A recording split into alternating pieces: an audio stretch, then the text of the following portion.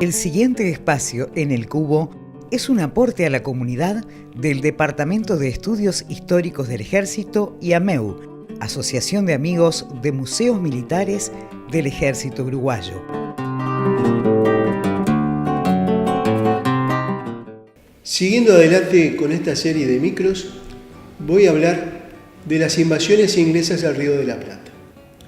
Un acontecimiento que sucedió en 1806 y 1807, a principios del siglo XIX, a fines del periodo colonial, digamos, y son unos acontecimientos importantes que suceden y son parte de lo que fueron las guerras de la Revolución en el Imperio. Un periodo clave en la historia europea y también en el mundo, entre 1793 y 1815. Esa guerra que se libró en Europa también tuvo ecos bélicos en África, en Asia y en América. En este caso, en el Río de la Plata. Los británicos esperaban, al atacar el Río de la Plata, cumplir varios objetivos.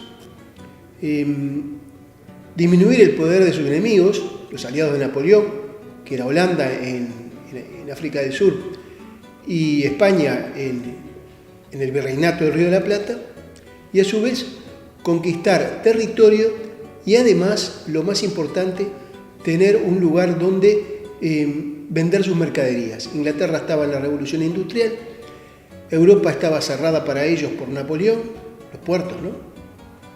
Y entonces tenían que buscar mercados. Bueno, atacan el Río de la Plata, conquistan Buenos Aires, que tenía pocas fuerzas, las fuerzas del virreinato militares, las tropas veteranas, o sea, las tropas profesionales estaban en Montevideo, y es de Montevideo que con el apoyo de los vecinos, que se presentan voluntarios, las unidades de milicias, la Real Armada, cruzan el Río de la Plata, aprovechando una tormenta, y ahí, en menos de una semana, reconquistan Buenos Aires.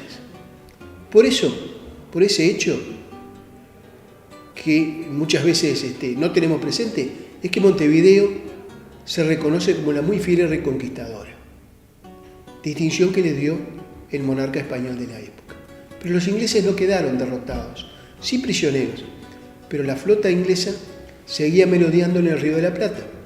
Y entonces, el comodoro Popham, que era el comandante de esas fuerzas, junto con refuerzos de tropas británicas, intentan tomar Montevideo el 29 de octubre de 1806, no lo logran, intentan desembarcar, no lo logran, y entonces atacan Maldonado, lo que hacen el 29 de octubre de 1806. Toman por asalto Maldonado, con una resistencia de las milicias, de los blandengues, de los vecinos, y someten a saqueo la ciudad.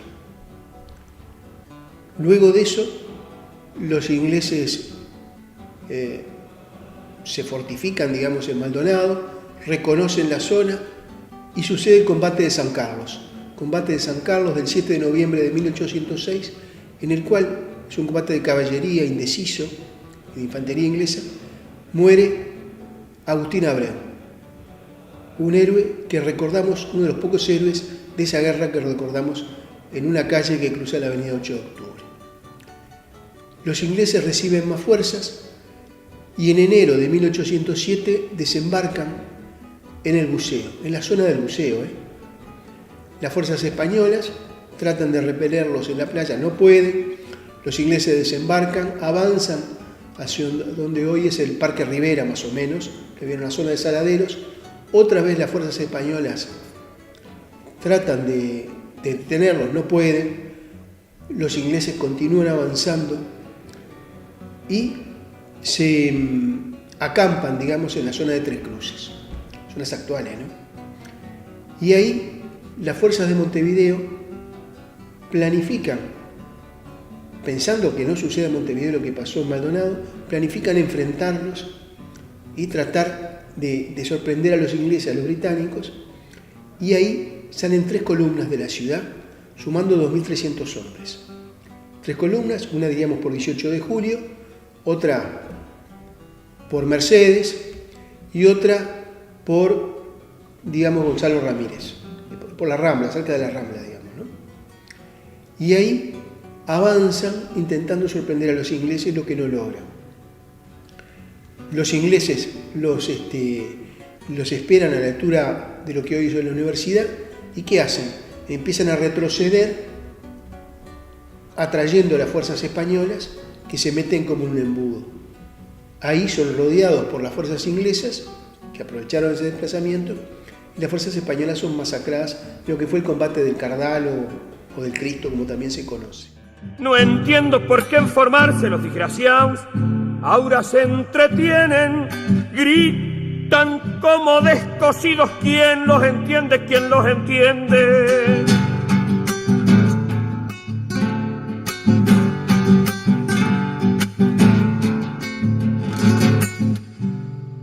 Toditos, duros, parejos, mirando al frente, mirando al frente.